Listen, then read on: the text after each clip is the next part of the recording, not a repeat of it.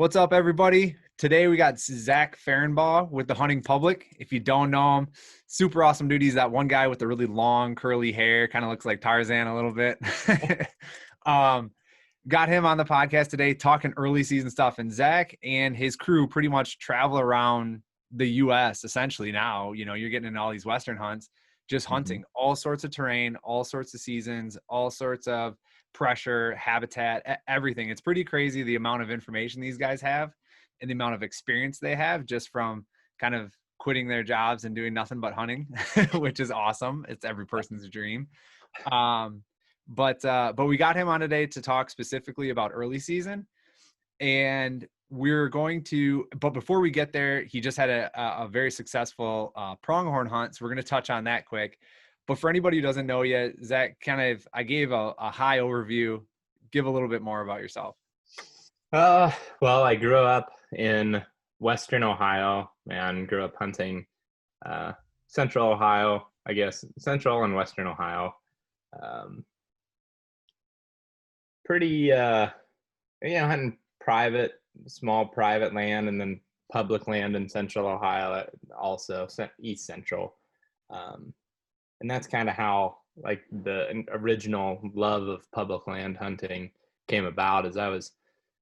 My grandparents lived in Eastern Ohio, or East Central Ohio, I guess. And I spent a lot of time hunting there. My grandpa's got 2 80-acre properties. I hunted those a lot, but then there just weren't. One thing also about me is I love turkey hunting. Huge turkey hunter. The more time goes on, the more I'm just like okay with saying that I think I like turkey hunting the most. So I spent a lot of time turkey hunting in that area. And when I was 12, we lost permission on the one private place that we had turkeys. And my grandpa's property just never really has turkeys. It's weird. I don't know why, but we ended up having to hunt public land. And like from 12 on, I've been hunting public land turkeys, like really never even hunted private, I guess. And kind of got that interest. And then I moved to Southern Ohio when I went to college at Ohio University. And that like made it even bigger, the idea of hunting public land, because down there you're within an hour of just tons and tons of public land. There's national forest, state forest,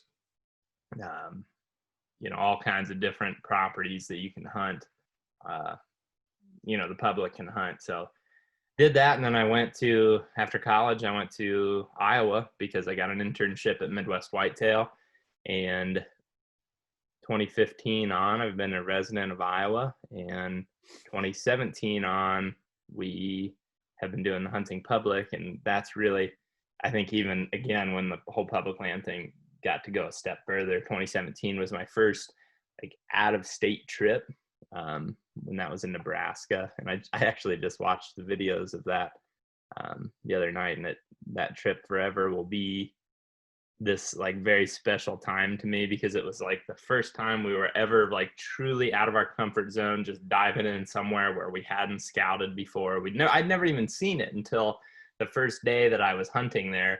We got there at like 4 a.m., got daylight, and like we had walked a mile in the dark, and gets daylight. Yeah. Like, whoa, this is what we're dealing with. Like, hadn't even seen it in the daytime. So that was a special one to me. And then since then, it's just been a lot of traveling around, hunting tons of different stuff. I mean, the deer and turkey tours, which is kind of like our series that we do throughout the hunting seasons, they take us all over the place. I mean, we've been to anywhere from New York down south all the way to like Mississippi, Alabama, Georgia, and then all the way out west to Nebraska and Colorado, and plan on just eventually getting to all the states.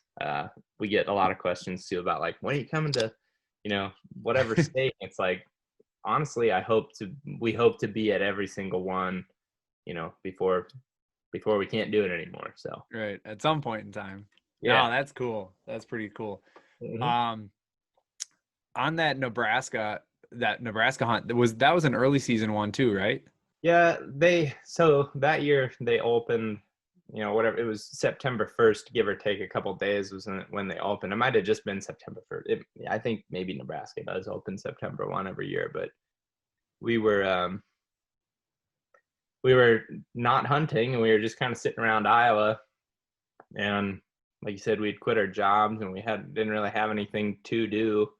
We were sitting around kind of waiting for Iowa to open. And Jake was like, man, Nebraska's open right now. And I was like, well, should we just drive over there and hunt? Like, what else are we gonna, I mean, like, don't have anything else to do.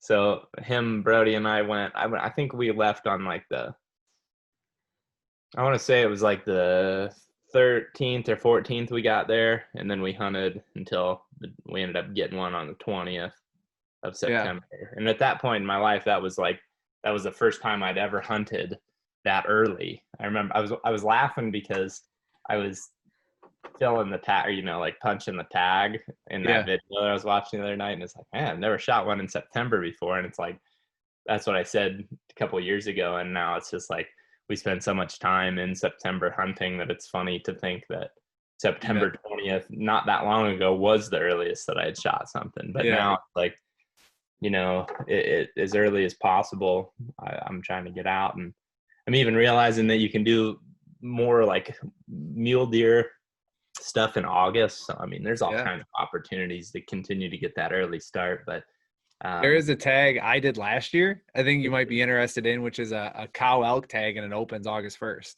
Jeez. Yeah. So that was, so just life things were happening for me, and I couldn't hunt elk after September 1st. Mm-hmm. I just didn't have the time, and I could start hunting them in December, but man, I'm not geared up for hunting elk in the mountains in September. Like, I don't want to spend the money on that gear to do it like comfortably. So I was like, man, where can I find an elk hunt like in August? So I just started Googling, and a lot of them open like August 26th or something like that, right before September starts. And that just wasn't going to work because I'm not going to spend, $800 on a tag and be able to hunt, for 3 days or something, Right. So I was looking, and there's a cow elk tag. There's 2 units in Idaho that you can apply for.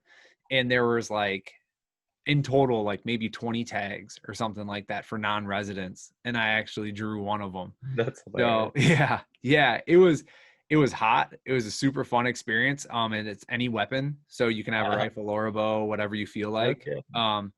And we went out there and we had a couple opportunities and we botched them. We just weren't ready. Like, they all of a sudden these elk just coming out of nowhere. We saw a couple awesome bull moose, lots of good muleys, one bull elk that I would have shot hands down, and I saw him 3 times in a row under 100 yards, 3 days in a row. I'm like, what the hell, all I had was this cow tag.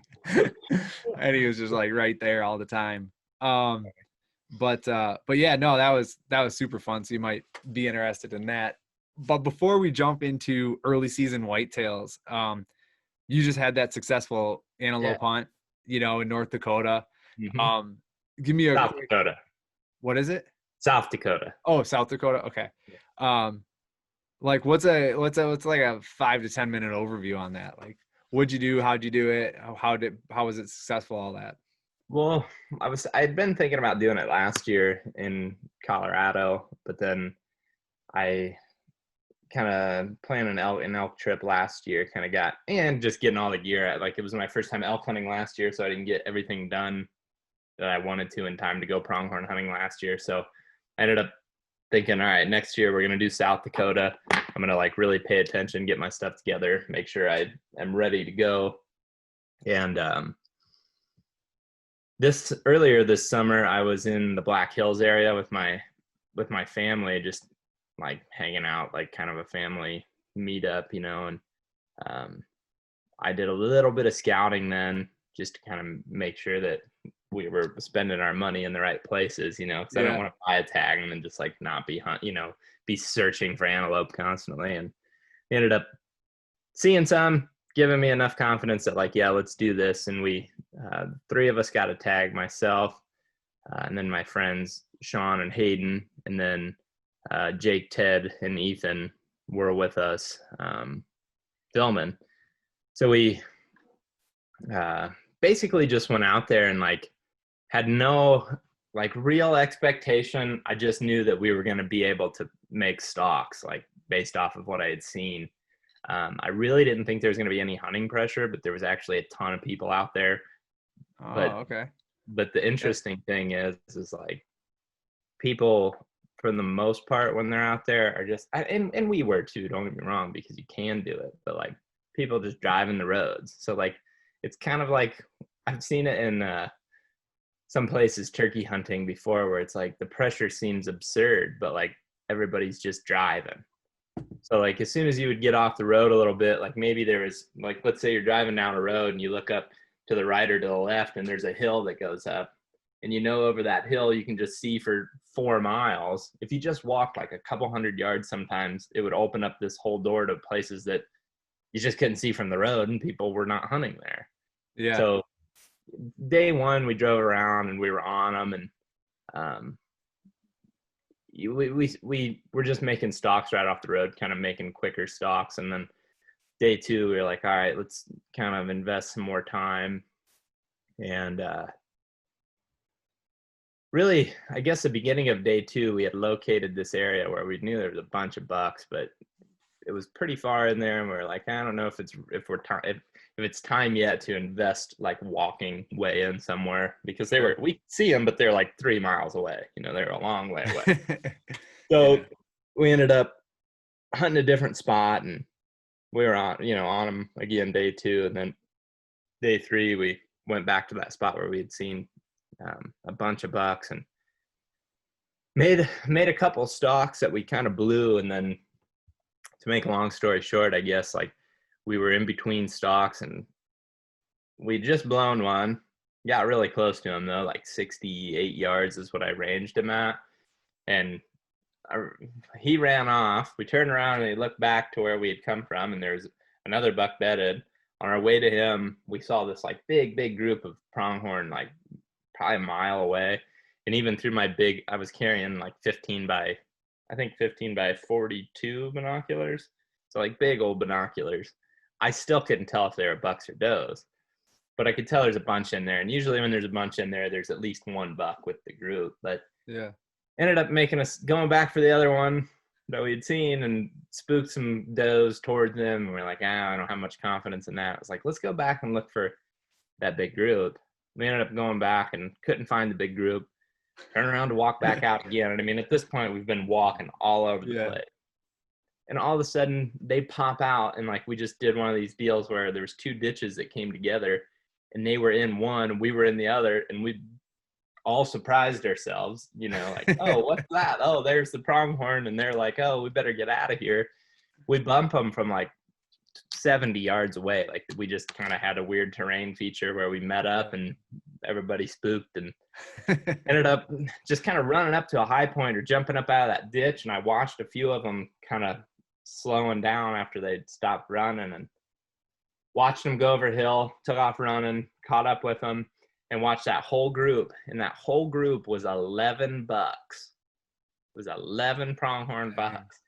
And they all grouped back up, and then they just started like single file walking, and they were just going slow, but we just laid there on the ground and kept enough cover between us and them to where they couldn't see us. And we just watched them walk 3/4 of a mile up and over a hill. And again, at this point, we've been walking all over the place. We're running low on water, but I'm like, they're gonna bed down. Like, you can just tell they have that. They're moving slow. They're not moving with a real purpose. They're just trying to find a place to, like, waiting for that first one to stop.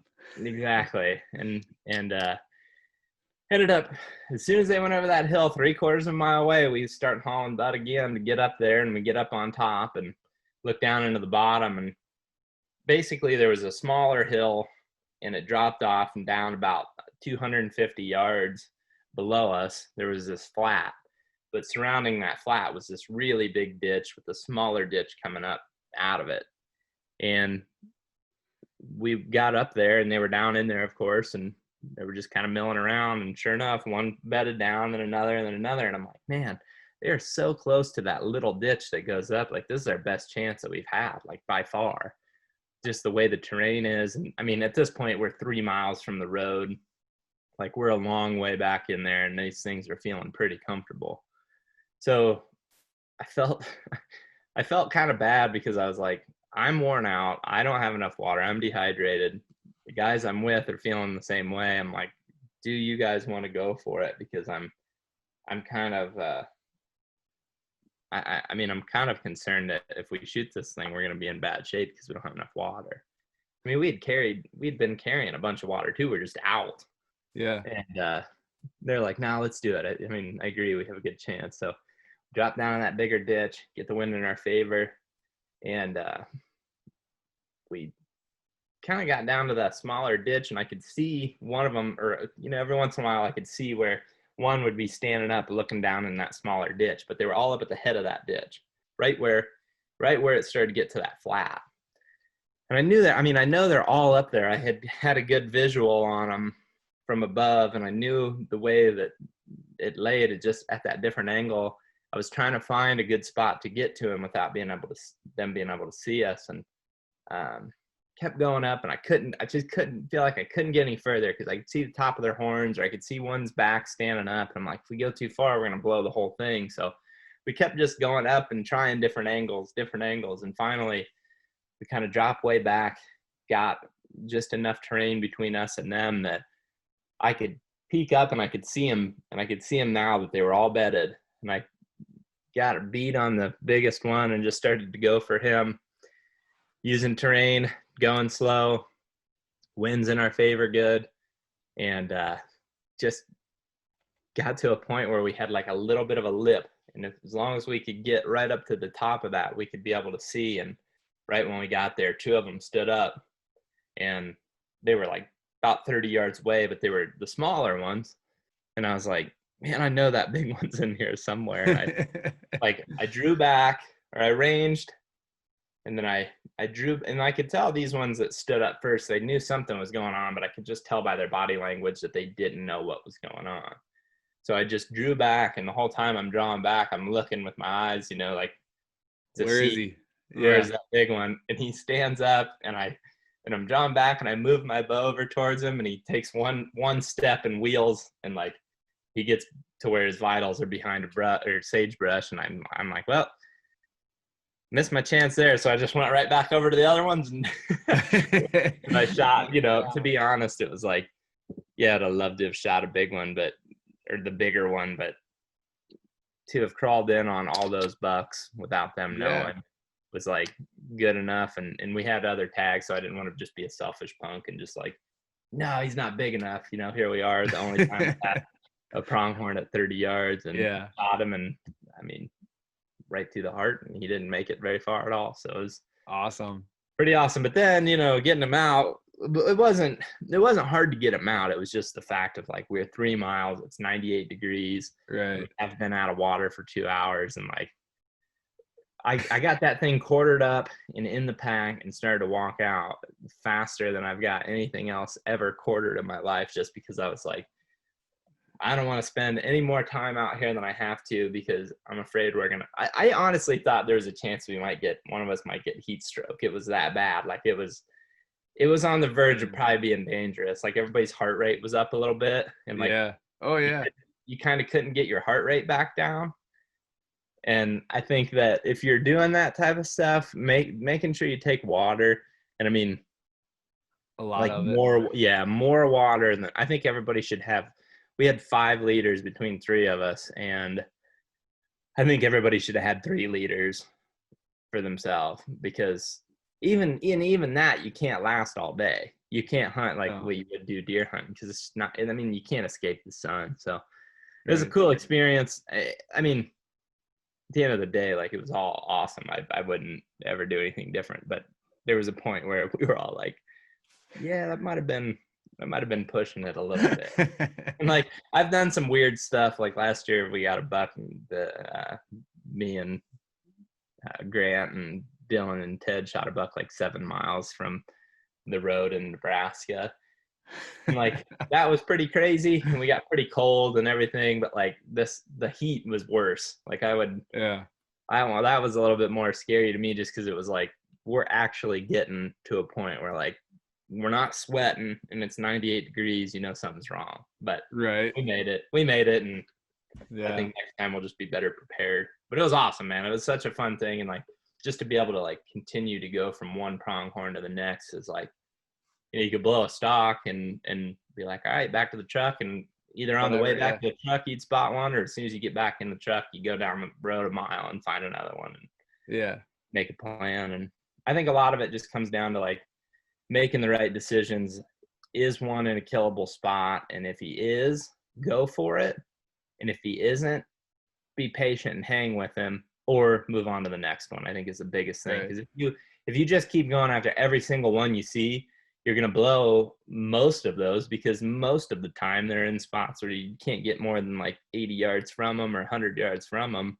Right. Like if you do that all day every day, you're going to wear yourself out. I think sometimes just making the right decision as far as like, okay, I'm going to be patient here.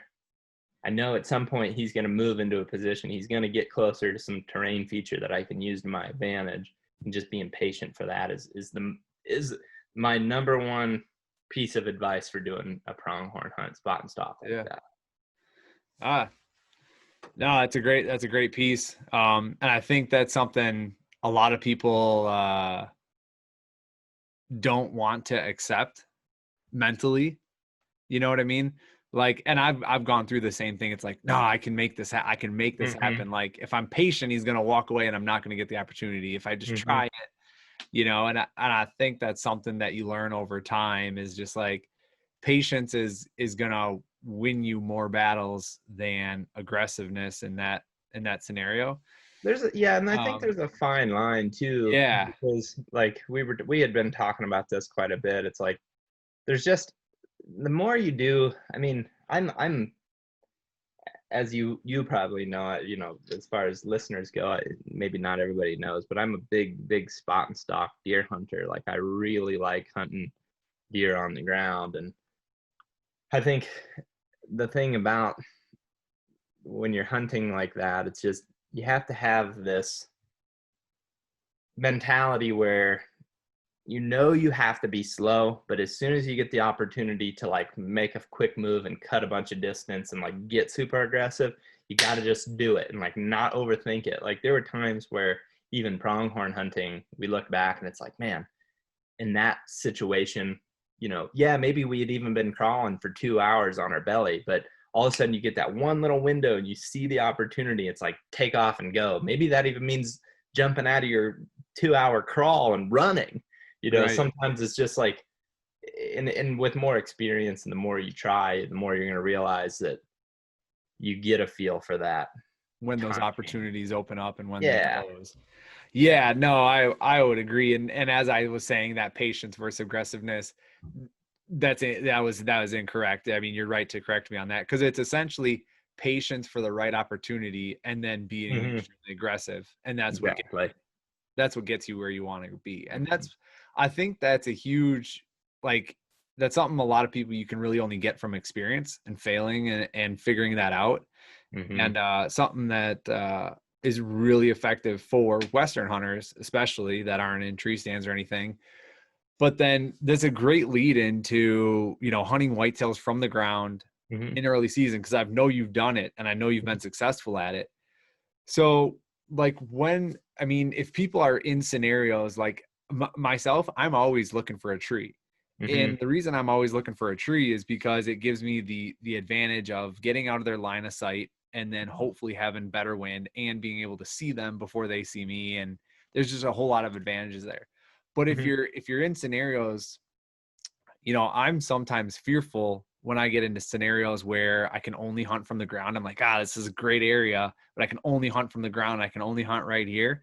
I'm kind of like, man, can I find a different place? Can I find a different place that has on the same trail that might be closer or further from the bedding where I can get in a tree? Hmm. Right. So if you find yourselves in those scenarios for ground hunting, what, like, as it pertains to, you know, early season, how does that, well, I guess, I mean, ground hunting can be any season, but how do you go about looking at that and getting set up and everything?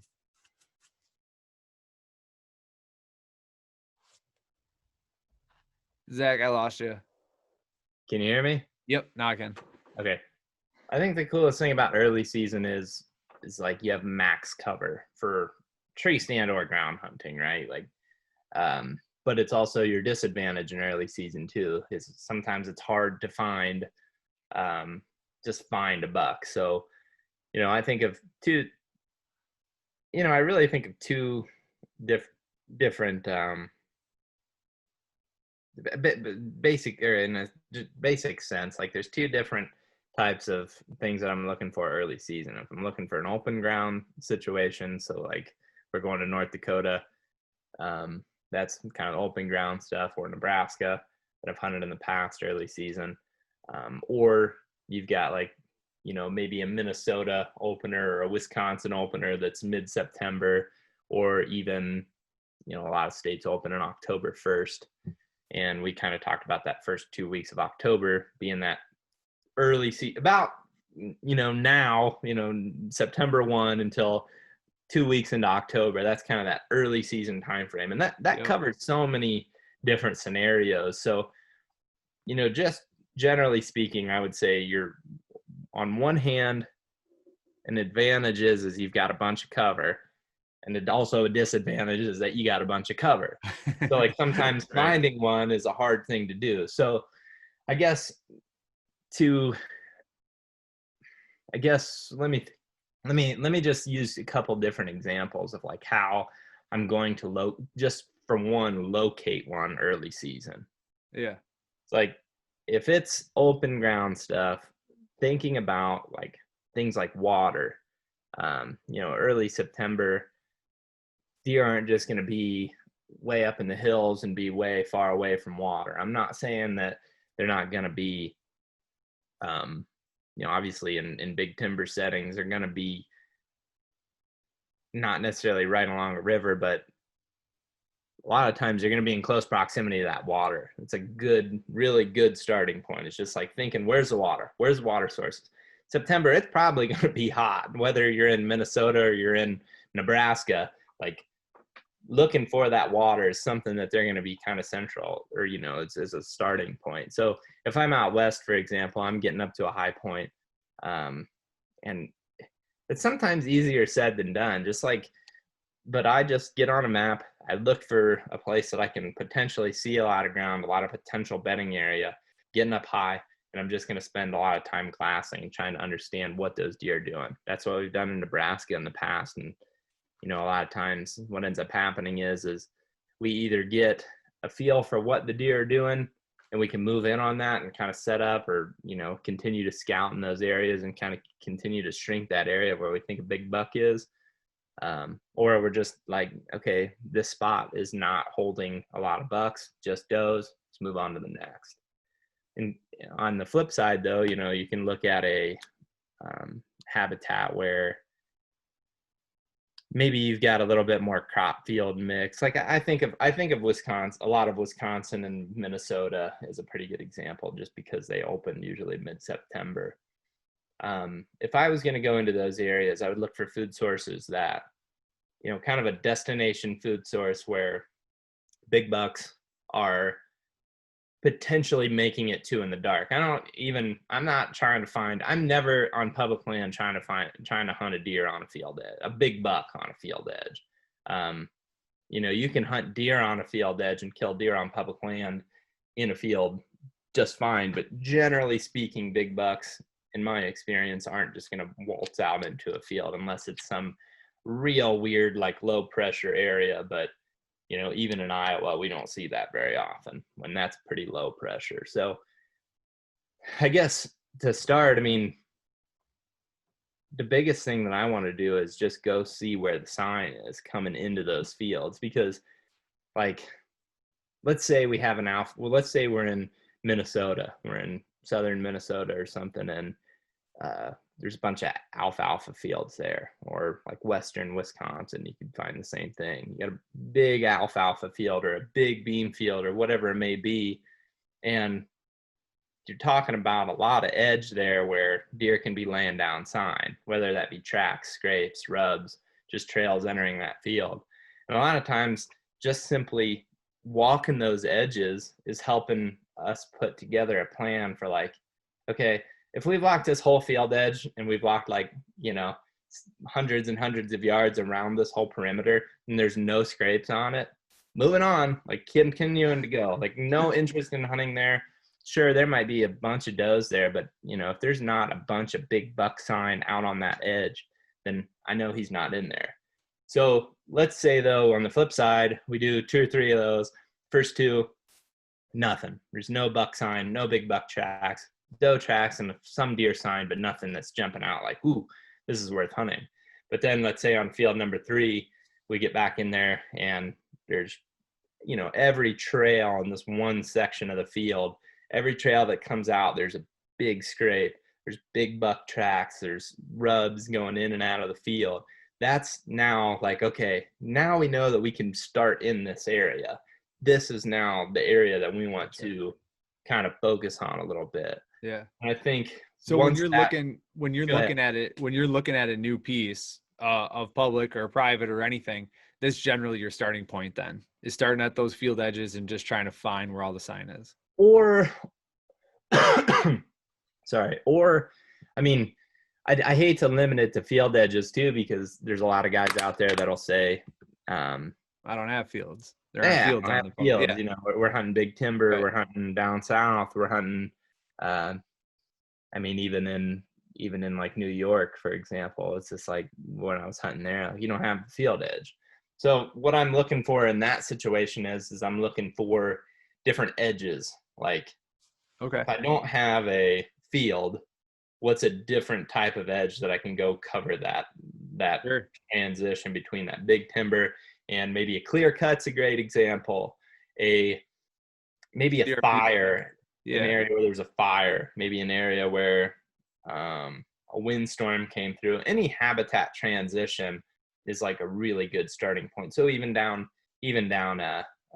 southern Wisconsin, where you're dealing with the big marsh areas, you can assume that if you've been doing your research in those areas, if you're hunting, I'm talking hunting bigger bucks, it's like if you're hunting a marsh, it's pretty easy to figure out that like you got to go deep in there. But if you're gonna hunt in there, it's hard to just dive right into a piece and like commit a bunch of time to it. And I think that's one thing that everybody I shouldn't say everybody, a lot of people kind of make a bad habit of doing, and I've done in the past, is like, I got to go in, season's starting, I got to get set up, and like I got to be ready, I'm hunting.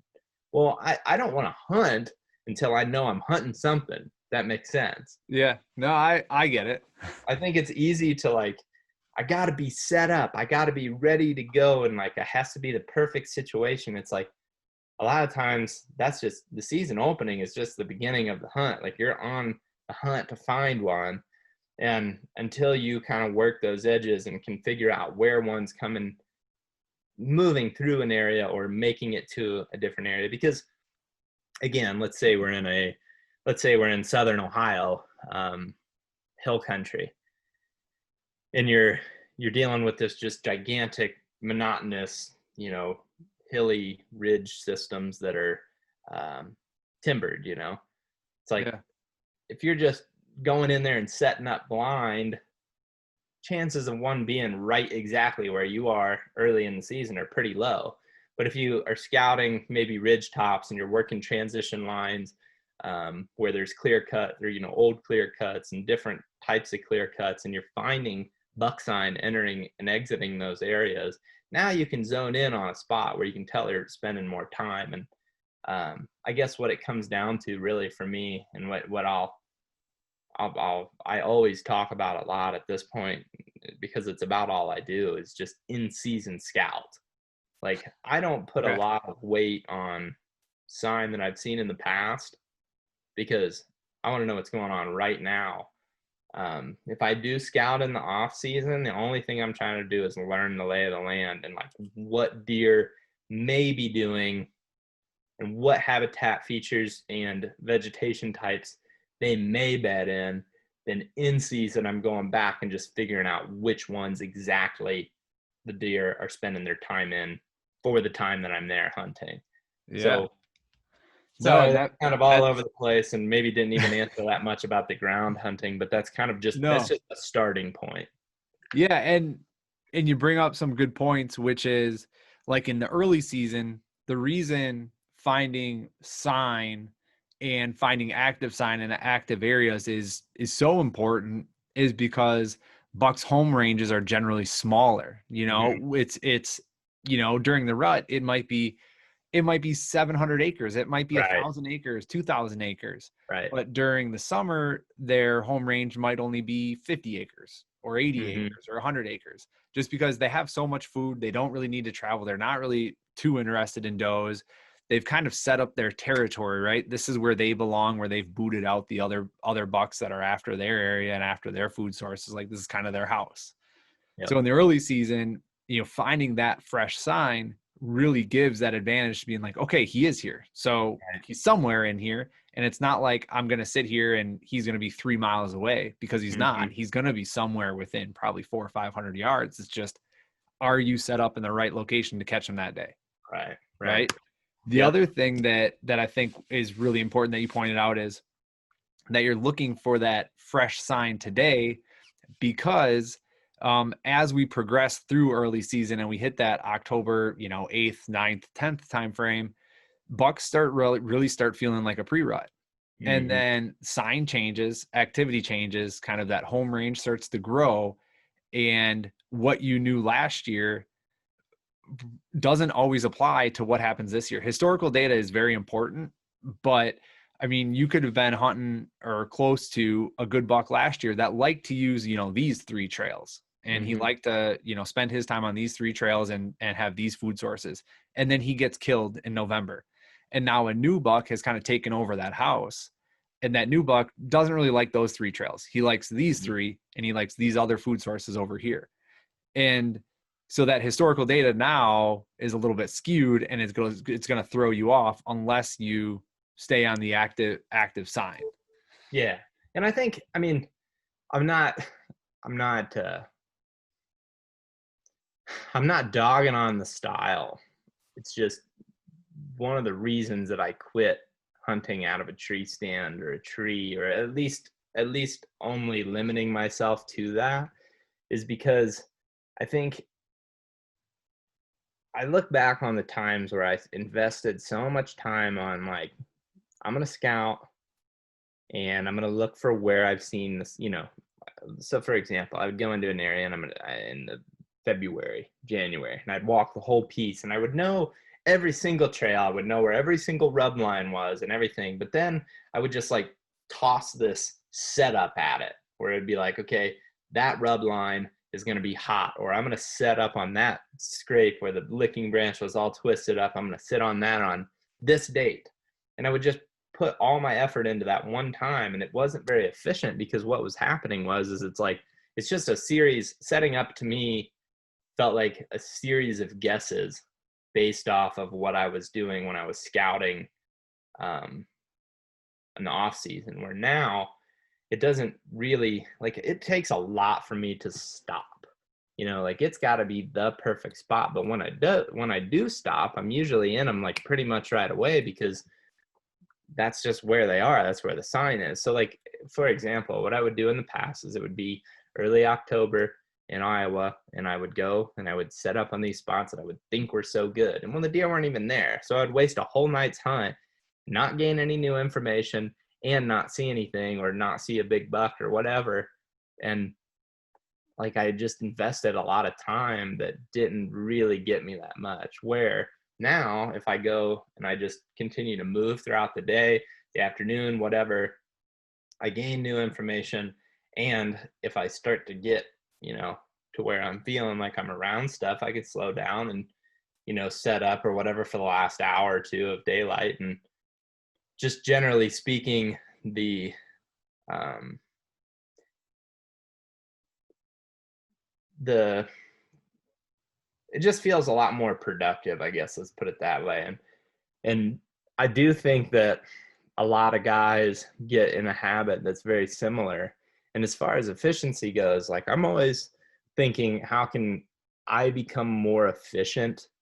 So that way, if somebody is watching me and they don't have as much time to hunt as me, they can take what I've learned and, like a Use lot it. of people aren't like my dad, for example. Like my dad, works Monday through Friday every single week. He doesn't hunt as much as I do, but how can he take what I'm doing and put it into his more limited time and still Be be successful. effective? Yeah, Yeah. successful. So, I guess then um, the other advantage to being on the ground, I mean, there's so many, but like to me, I just feel like it's easy to just go in, set up, and if you're feeling it, stay there. But if you're not feeling it, just like keep moving. Or if you see something off in the distance and you need to keep moving, it's an easy transition. You don't have to pull everything down. You don't have to Yeah. it's just so much. It's so hard to explain. And honestly, I hate trying to explain. I do and I don't, because you get to a point with the experience with it where you're not worried anymore. I feel so like I'm not tied down in any way. There's no agenda. I go hunting and I feel it out. Just make moves when it makes sense to me to make moves. And the more you do it, the better you get at it. It's just about like kind of diving into it and just going for it and not being. At first, it's intimidating and you're going to feel like there's no way I'm going to shoot a deer off the ground, let alone a big buck. But the more you Right. do it, And it then you doesn't do. really.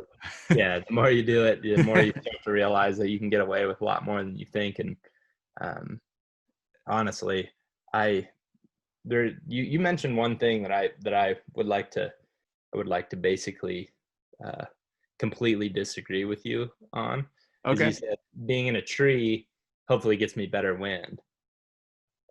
On the ground, I've got winded way less than ever in a tree stand, like way, way, way less than a tree stand. Really? hmm Like I wouldn't even. I almost don't even like our we've made the milkweed thing popular, right? Like Right. people love the milkweed. Well, Dan was the person that made Dan in fault, and then we started doing it, and I feel like the combination of everybody doing it's like everybody uses milkweed now. The milkweed to me on the ground is almost just like kind of a pain. Like all I want to know is where the wind's blowing right here. Because on the ground, that's all the further it goes. Once you get up in a tree stand, yeah, your wind is going way down there because you're elevated and there's so much more ground downwind that air, there's basically more open air for your scent to travel To through. go. Yeah. When I'm on the ground, usually what's behind me is just a bunch of trees or brush or tall Right. grass or whatever, and it just stuffs that scent. Like I've had deer go downwind of me and not smell me until they're like 20 or 30 yards away. But you get up in a tree stand and deer will smell you like 100 yards out, or Right. so far that you don't even see it. But like on the ground, I feel like it's way, way different. And, I kind of just really only want to know if the winds hit me in the face, I'm good. Right. Whatever's happening back there, I'm not too worried about it because it's not going that far. But you elevate yourself, now it's going a long way. And now Yeah. you have to be concerned about it drifting out there 40, 50 yards and then cutting back this way. Where again, when you're on the ground, it just kind of gets stuffed down into the grass and the brush. And I can definitely see that point of view too. And I think I think it's scenario dependent. for sure. There are definitely times where I would agree with myself, of course, but there's but I can easily see that point. Because when I think about wind, someone explained it once this way. And if you think about it like water flowing through a creek, Yep. like when it's hitting you in the face, where's it going after that? And if you're 20 feet up in a tree, it's definitely got 20 feet further to go down. It Mm-hmm. can stay up high, it can go down, it can go up, it can go all sorts of directions. Sure. But when you're on the ground, it's pretty much like it's going to go right behind you, within the next 10, Mm-hmm. 15 yards. And then, especially if you're in the evening and it's cooling and everything's falling to the ground, like then you're good. The No, one thing, the one thing I will say though that is kind of like is similar to, or I guess the when you talked about the water thing, it puts it into perspective. Maybe is there is one thing about on the ground is sometimes you just kind of feel like you have this bubble around you where like anything gets inside of 5 yards, no matter which direction, it's just like, especially on a calm night, it's like it's just sitting in this area where like where I don't feel like you get that as much in a tree stand, even on a calm night, because it's gonna, let's say you're up in an elevated position, it's just gonna drop down and Yeah. and go still downwind, but like when think about the water hitting a boulder and an eddy creating, in that Yeah. area. It's Right kind of around that it. same thing where it's like it'll just kind of sit in there Kind of make sometimes. you, yeah, you kind of make your own swirl Yeah, a little and bit. Yeah. it doesn't. I don't ever have as much of an issue though. I guess in the grand scheme of it, I don't ever feel like I have too bad of a wind really. I mean, I'm conscious of the predominant wind direction, but like I'm just not overly concerned about it. If it feels good and I'm on the ground and I'm moving in on something, or I'm setting up, man, I don't know, this is tough too, because like I've just got to a point where I wouldn't even consider myself. Last year I don't know that I set up. I killed bucks, but I don't know that I ever set up, more than Kind of just like, stopped in a spot. right. I mean, it's like No, and you're kind of just feeling there's it. I don't something know. like super freeing about that. I mean, I'm in it just from listening to you talk about it now. It makes me interested in it because every hunter has been in a situation, and I'm gonna go with one of your episodes last year where you're in a tree and you got all set up and everything, you got everything squared away, and you just feel like you feel more comfortable, you feel safer. You're like, this is how people do it. This is how I should be doing it. I know that the deer are, I saw a buck at like 70 yards and then I saw another one at 80 yards. And I'm kind of like, I just want them to come closer to me. Well, why don't you move closer to them? Mm-hmm. And, Ted's buck last year was a perfect example. You were with him on that hunt, right? Jake was. Oh, Jake was? Okay. Mhm. Yeah. I mean, they were up in a tree and these deer were moving just out of range. They got down and just went on the ground, and the third one came through and bam, they got him, right? A really Right. nice mature deer. Mm-hmm. Um, and like you said, it's, you don't need to, like, you just go to an area, you find kind of that thick wall of brush and then the opening outside of that thick wall where you think they might be bedding, and then past that there's some sort of destination food source, right? There's some sort of Mm-hmm. acorns or apples or egg Right. field or whatever the hell you think they're going to. Mm-hmm. You find that opening between there and you get squared away. And then if you sit there long enough, you're like, man, there just really isn't a good enough sign. You just stand up and walk to the next one. Yeah. Right? Right. You don't need to Exactly. tear down a platform. You don't need to tear Exactly. down all your stakes and load them all back up and everything and move. You just stand up and move. I was. I was. I did a podcast yesterday for our podcast with a guy in southern Wisconsin, and he hunts a lot of marsh areas, like the cattail marsh areas, and he hunts all off the ground. He's never killed a buck. Shot some giant bucks in those cattail marshes at like 5 yards in the cattails on the ground. Never killed one out of a stand. And I just thought that was super cool, and I enjoyed the conversation with him, and I learned a lot from him and his style. And I got to thinking, I was working out afterwards, and I'm standing there and I'm thinking, why is it that everybody like feels the need to get in a tree? Like all of a sudden one day it's just like everybody had to be in a tree stand. Like that's how you hunted whitetails. And I mean, you ask people still to this day, and you don't do it any other way. You can't. We were doing a podcast with somebody at one point this past January, and they said like, well, with whitetails you just can't make anything. You can't make anything happen. I'm like, I don't know about that. I kind of do that all the time, And it's funny how like there's this rule thing that kind of I call it the rule book, where everybody said that you have to do it this way, and you can use a tree stand every time by all means, but like I see it more now as like this tool. I'm not saying I'm never going to shoot a deer out of a tree stand again, but it's going to have to be the right situation for me to be like, okay, I can't get ground cover.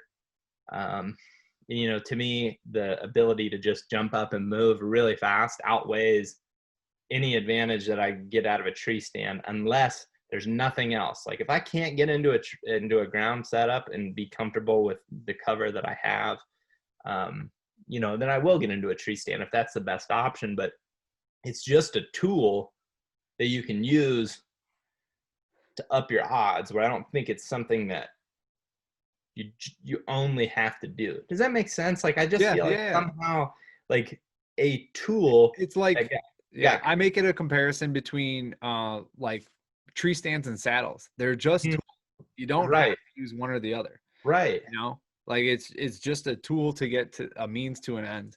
There's some tree, like I was looking at a tree, and I'm at my aunt and uncle's house right now, and I was looking at a tree out in the front of their yard, and I was like, man, that'd be a hell of a tree for a tree stand. Not a tree saddle. It doesn't work that way. This the way that that tree sets up. That's a tree stand tree.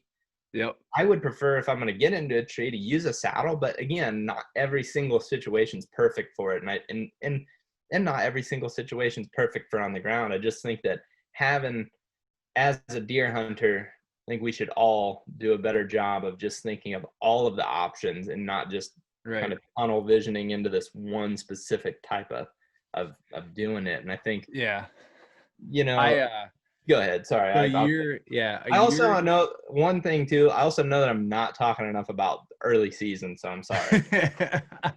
No, I think everybody can relate this to early season though, because one of the things about getting in a tree in early season, and I got a story to tell, but I want to say this first, is there's so much cover. So most of the time I find myself at like 12 feet or less because I don't have any shooting lanes if I get to 16 or Oh yeah, 20 feet.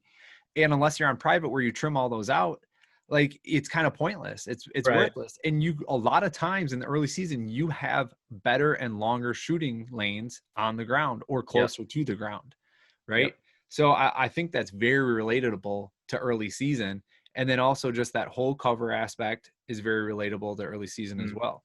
Um, the the story I want to tell is I was on in a marsh. I was on kind of like an island. It was maybe like 130 yards long, and I knew they kind of bedded on one end. The rest of it was all open, and then one end was pretty thick, and it dropped off into the marsh, and that was also very thick. mm-hmm. So I knew they were kind of in that area. One of the best bucks I've ever seen in my life. He had two drop tines, like a 2-inch and like a 4-inch drop tine. Walks in, and I see him walk into the Oak Island from the swamp at like 60 yards, 70 yards. He's in it's I'm in a big oak, um, one that like you really reach around to get your straps and stuff.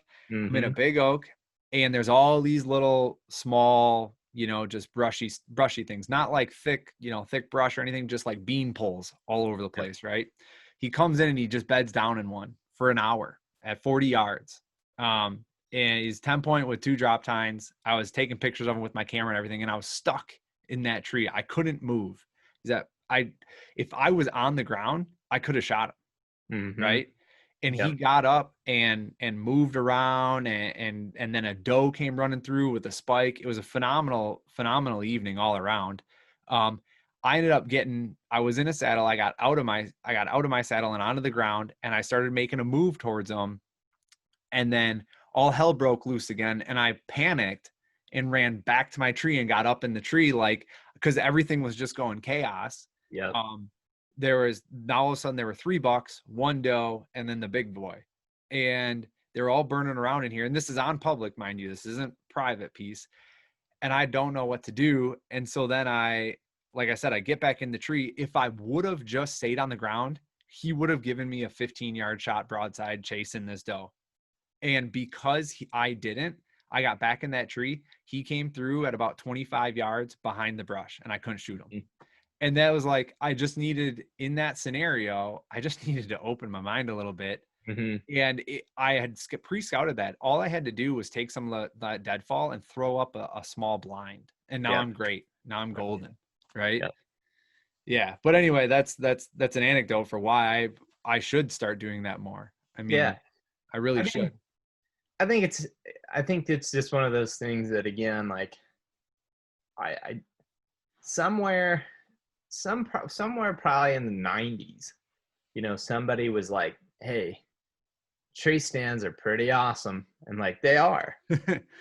But then it just, like, somehow everybody did it. Like, I mean, people, when I tell people I shoot deer off the ground, they're just like, what? And like, it's not even like it's not that different. It really isn't. And it doesn't, yeah, there's a learning curve there, but there was a learning curve when you first started hunting out of a tree stand, like finding how to create shooting lanes or make shooting, set up with Yeah. shooting lanes, and not draw back and hit your bow on the tree that you're sitting on, or not get your your safety harness hung up on you, or, you know, all these things that they're like things that you mess up when you're a young bow hunter in a tree stand. You do the same thing when you get out of the tree stand. You're going to have times where like here's a great example. My good friend Ben, who I do a lot of hunting with, when I first started ground hunting, I was like, dude, you got to start doing this. And, you know, he did it in his first year. He had a buck come in 7 yards, making a scrape. He draws back, puts the pin on him, shoots. And because he was on the ground, he had that like little bit of cover in front of him. His arrow just went straight into the cover and he missed him.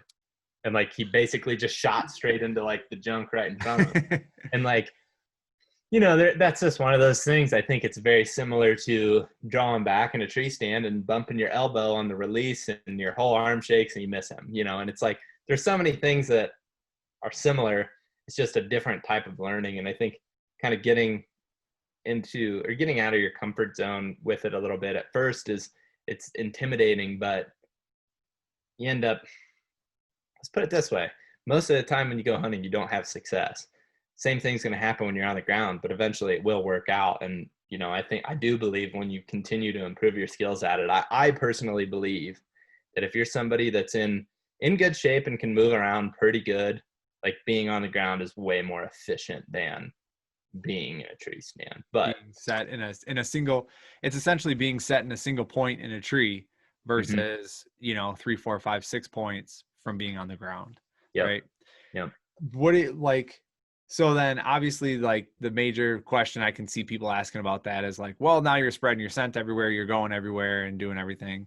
Yep. But you don't seem to care about that. I mean, right. I think the one thing that I've noticed a lot about it is like, I think what happens is like people think about scent, but they again only think about scent in one situation, and that's being in a tree stand. Well, yeah, if you set up in one tree stand and deer smell you, yeah, they're probably not coming back to that exact spot. But like a lot of times I'm moving through an area. So for example, let's say this is just a very good example talking about early season and ground hunting, right? So if I'm going into an area and let's say it's early October, it's first 2 weeks of October, there's very specific things that I'm looking for. Or better yet, let's just say I'm in mid-September. I love that time frame because that's the only time frame in the world that like if you find a fresh rub, like he's in there right now because they haven't been rubbing that long. You know what I mean? Yeah. If you find a rub in late October, they've been rubbing for 2 months. But if you find a rub in mid-September, like that probably happened in the last 2 weeks. So yeah. big time focus at that time frame.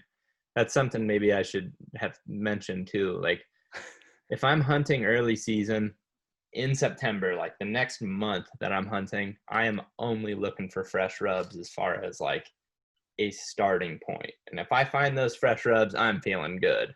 It doesn't have, I mean, you know, scrape's a great thing too, but again, like deer can kind of hit scrapes throughout. I mean, I've seen deer hit licking branches in March, in May. It doesn't matter necessarily what the time of the year is. They're going to those focal areas where trails intersect, where a scrape is or a licking branch is. But if I find a fresh rub in mid-September, like I'm really focusing on that. Okay. So let's say I'm moving through this area and I am walking a transition line. I'm also not going directly into a bedding area. I'm not just diving straight into a bedding area. You know, you can tell, generally speaking, just for the sake of dumbing it down, like if there's a thicket and it meets up with hardwoods and open hardwoods, I'm assuming the deer is not bedding in the open hardwoods. I'm assuming it's bedding in the thicket. So I'm going to walk that area between those two, looking for sign entering and exiting it.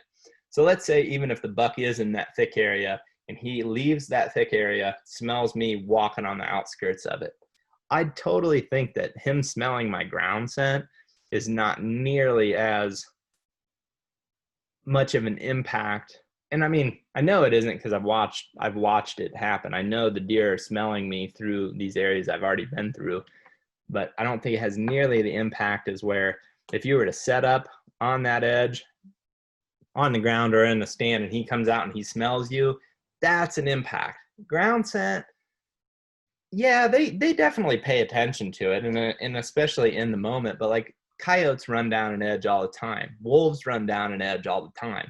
those deer smell that. Does that mean when a deer goes out of the marsh and he hits the old, let's say we're in Minnesota or northern Wisconsin or something, and a deer goes out of the marsh and he walks out and he hits the high ground and he smells where a pack of wolves went through?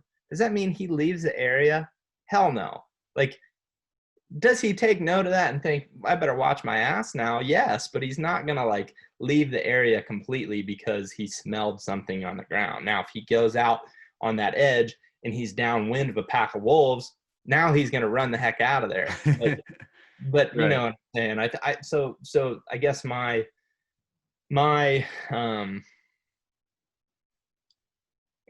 come back to that is, I just don't see that it's that much of an impact. It can, everywhere I've ever been doing it, I mean, I'll walk right along the edge of a bedding area where I know, you know, bucks are spending their time and they're in there the next day. You know, it's just a matter of like getting caught in the moment or getting caught after. I think that if you get caught after, they give you a little bit more leeway.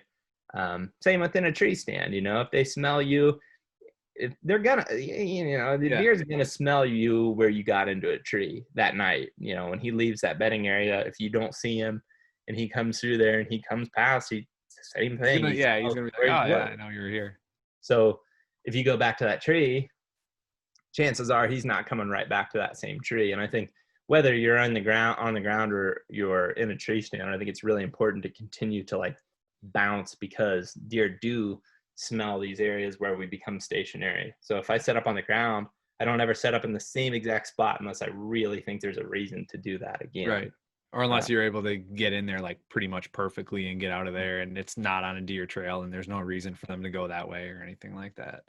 One other thing, because I don't want to forget it and I don't want to run out of time here. One thing that I want to talk about is for early season specifically is, and you can do this a lot of other times of the year too, but that's my favorite time to just bump the heck out of a buck. Like, I'll just straight plow through his stuff to try to spook a big one. The reason is like, yeah, I know it's out there, but like, if you're wild, Zach.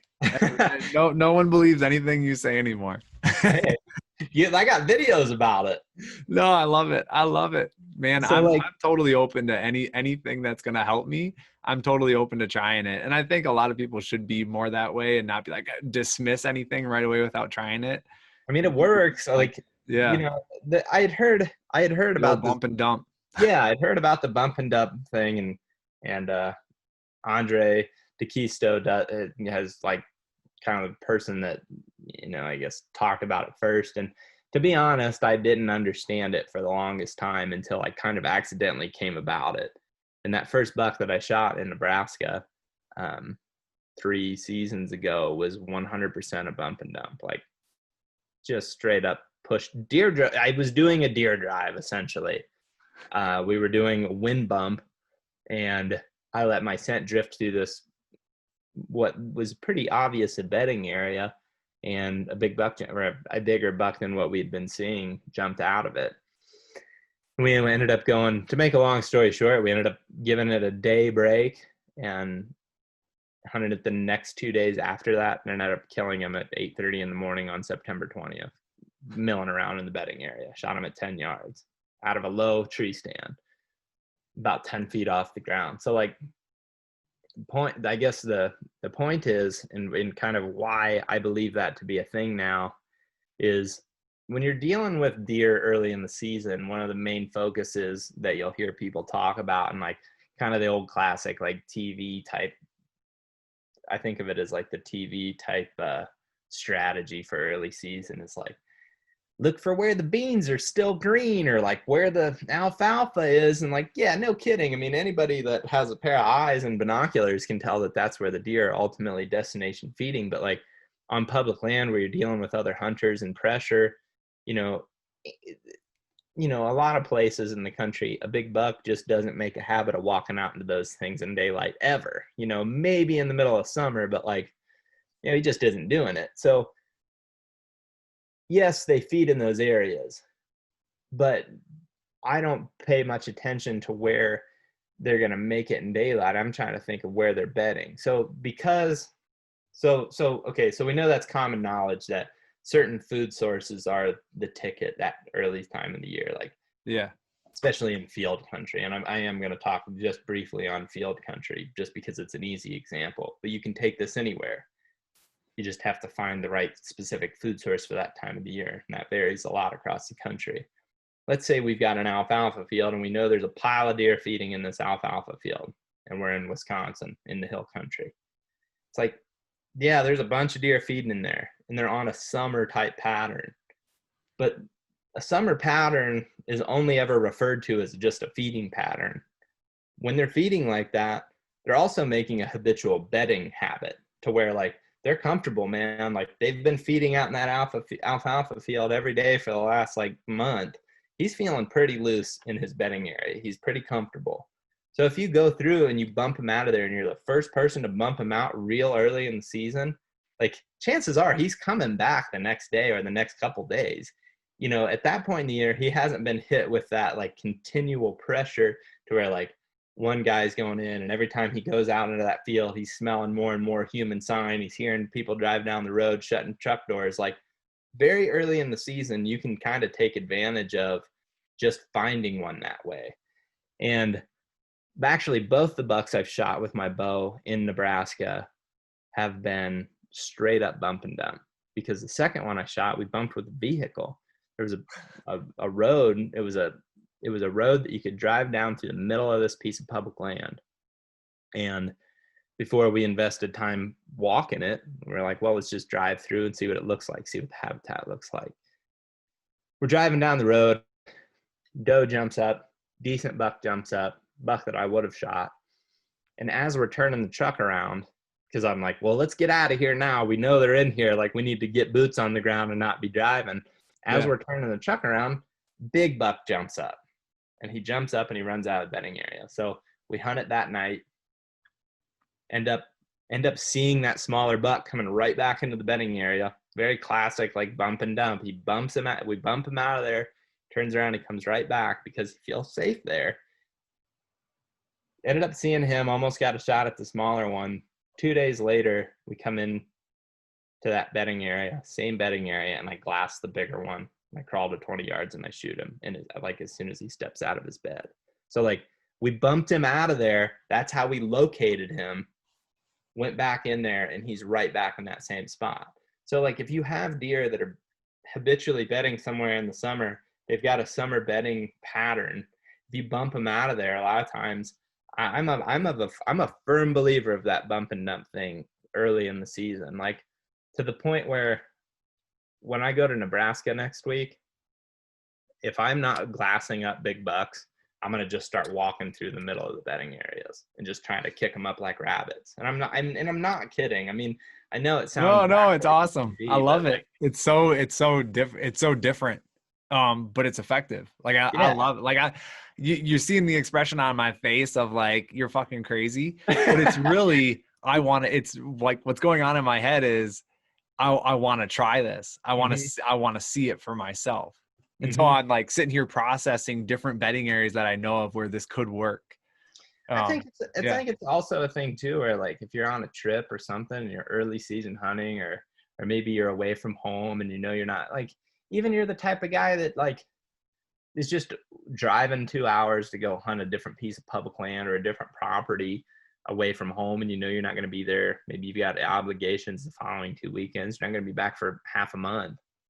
What do you have to lose, especially middle of the day, when, if I think when you're hunting public land, one other thing that I should speak on is like, when you're hunting public land, you have to have this like really open mindset to the fact that like you can't just have spots, in my opinion, at least the way that me and a lot of my friends hunt is you don't have spots. You have this whole area to play with.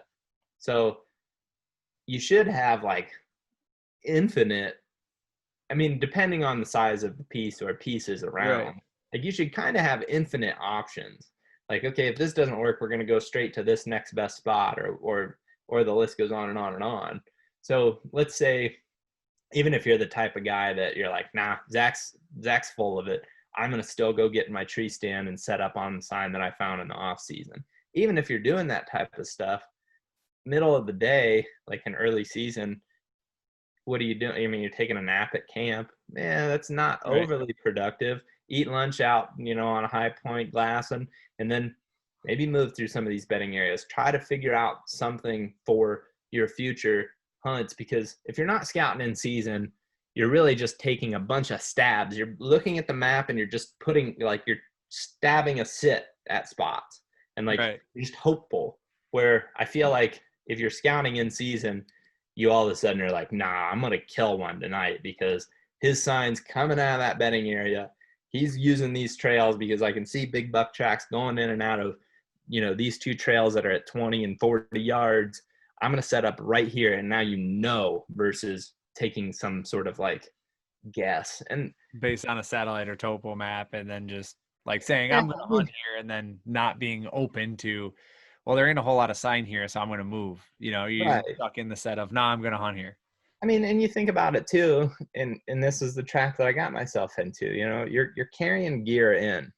You've got a tree stand or a tree saddle, and you've got your sticks, and you've got all this stuff bogging you down. And like my buddy Hayden says it best. He's like, dude, I used to go into places all the time, and I would scout my way in, and he's like, I would keep scouting and scouting and scouting, and I eventually just get to a point where I'm like, I gotta just set up because I'm tired of carrying all this stuff. And he would just set up, and then he'd be like, all the time, I found myself sitting there thinking, man, I should have just kept going. I should have just kept looking. I should have went Right. back to where I was.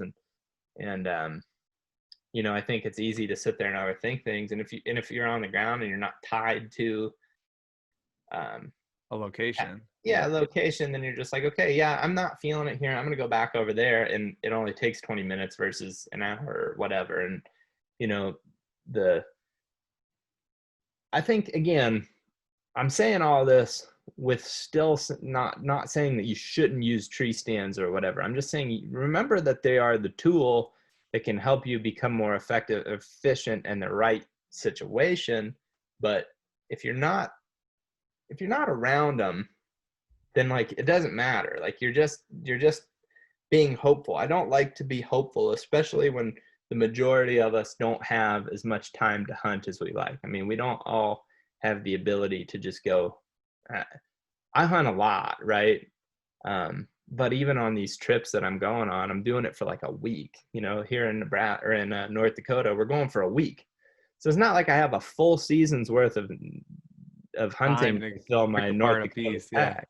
I got to go do it in six days. And in Nebraska too, in the past, these hunts that I'm referring to, like these aren't season-long endeavors. This is a 6-day trip in the early season. I don't have all kinds of time to just be like, I hope.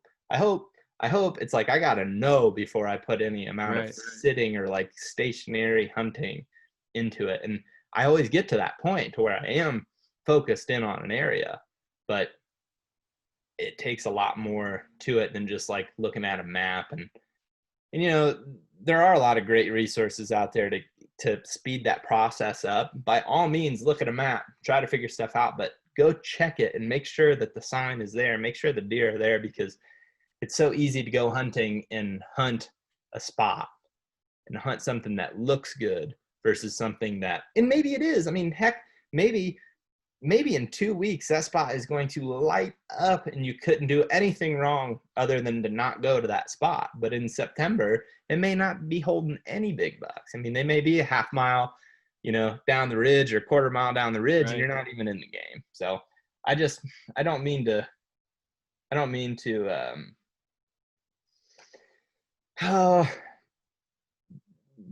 put anything down or like put any strategy down necessarily. I just really hope that people, if they are making setups, that they're at least taking the time to make sure that the sign is there. And there's no time that's more important than the early season. If you're hunting, you can go into the place in November and just be in a good pinch point, and there may not be a lick of buck sign in there, but all of a sudden he's got to go from point A to point B on his cruising route. He's going to go right through there at 15 yards, cruising right down that trail. Yeah, regardless. That sign's not it doesn't matter as much, but early in the season, paying attention to that sign is just so important. And I mean, there's a lot of ways to get there. You can walk field edges, you can walk transition lines, you're looking for rubs. Another thing, I know I'm just spitting a bunch of stuff, but one other thing, I was thinking about this a lot. One thing that I do in timber type settings is like I'll look for example, like states like Michigan, Minnesota. I'll list some that I do this in: Ohio, Michigan, Iowa, Minnesota, or Wisconsin. I would look for places where there's CRP and otherwise mostly timber habitat. Find that a lot of times early in the season, the diversity that is created in a CRP type field in that late October or late September to like through mid-October timeframe. And we kind of came across that originally through that buck nest stuff that we were doing several years ago when we were at Midwest Whitetail. Like and even before that, when I was hunting my grandpa's property back in the day, one of those 80 acres that I mentioned earlier in the podcast is like, that was mostly CRP. And when that was mostly CRP, that place was insane early in the season, throughout the whole season, because deer just bedded in it all year. But the diversity that's created with CRP when habitat is not. So like, for example, in Iowa, there's a lot of times there's just vast acreage of CRP. So it's a little bit different. But if you were in the big timber of Southern Ohio or Western Wisconsin, and you're talking about a lot of just like big mature forest, but then you find this section of CRP type ground in that mature forest, it's something majorly different that I think creates a lot of diversity that allows those deer to spend quite a bit of time in those spots. But yeah, it's right back to the edge theory, right? mm-hmm. It's totally different habitat change. Yep. All right. Man, we could talk about this stuff for hours. And I think this is the least amount of talking I've ever done on a podcast, which is awesome. I love the strategies. I love the thought. I love the different outlook on how to tackle early season, because a lot of the podcasts that I've been working through with people are pretty much food source driven. How do we find those acorns? How do we find those apple trees? How do we find those persimmon trees? How do we find, the right food plot, whatever it is? And in your strategy it takes that into consideration, but that's not the focal point. The focal point is where are the bucks? Where's the sign? And how can I get in between where that sign is, where I think he's bedding, and that food source? And how can I set up in there, regardless of if I'm on the ground or if I'm in a tree, whatever the most effective way to do that, that's how I want to do it. Right. Yeah. I mean, basically, I'm thinking along those same lines. I'm just thinking of like everything that me or my friends are hunting or areas that are heavily pressured, to where like we generally don't have the luxury as public land guys in heavily pressured areas to like set up on a place where deer are just like coming into the open to feed. Right. And sometimes that open is even just an oak flat and timber that's open timber. We're just looking to get as tight and aggressive as possible to just get, in these deer's bubble to where we're going to catch them in daylight. And I think food sources are really important, but that's kind of the starting point. And then I'm backtracking to get closer. Simply put, I'm looking for the hot food source, but then I'm using that was something I was going to say. And then I'll just shut up for a little bit. Like, one thing that the summer scouting, like scouting for bedding areas and getting in like off season, as far as anywhere between the end of deer season and the start of deer season, when I go do that scouting, I'm trying to learn how deer bed in those areas. And I mentioned that earlier, but until I find a hot food source early in the season, that's when I start to reference that knowledge that's gained. So for example, if I'm like, okay, this food source is hot, now I'm looking this direction past the food source. Okay, like, where do I think, based off of my off-season scouting, one would bed in this habitat and terrain? Yeah. So like the food source is the starting point. I'm trying to get closer to that bedding area from that food source Yeah. before I put any investment and time setting up in that spot. Got it. No, it's a great point. It's a great like final thought there. And you know, I've talked to you on the phone for each time we call each other. We're like, yeah, we'll talk for 5 minutes, and it's like 45 minutes later, and we're still chatting. But this was phenomenal, Zach. I hope a lot of people got some new perspective on this. Are starting to think a little bit differently about how they attack their early season or their pre-rut anyway, or even I mean their whole season in general. Mhm. But before we sign off here, just real quick, can you tell people where they can find you if they don't know? Yeah. So I guess if you think that maybe I'm just completely full of it, like that's fine. And I Watch really don't watch take them do any it on YouTube. offense to it. But yeah, just watch some of our videos. I mean, that's all our whole focus is these aggressive style hunting tactics that, our main goal is to our main goal 100% is to help other hunters, or at least bring new ideas through our trial and error, and maybe help other guys become more efficient. We're on YouTube. The Hunting Public is our channel name. Instagram, Facebook. We have a podcast of our own that's on. You can find it on any major podcast platform, where I call people and do the same thing that Anthony's doing here, just talking about like different type of tactics for different regions of the country. I mean, I'm really, myself and the other Hunting Public members are really interested in, like, nobody's hunting situation is the same, and we want to learn as much about it and gain as much knowledge as possible through traveling to different areas, talking to different people. And that's, our whole goal is to Yeah. just help everybody. We want people that are watching us to talk to us about what they're doing, and vice versa. It's like we just want to have a community of hunters that are all trying to help each other, because hey, we're all on the same team. Right. Exactly. Awesome. All right. Well, when end it with that note. Thanks again for being on, and catch all you guys later.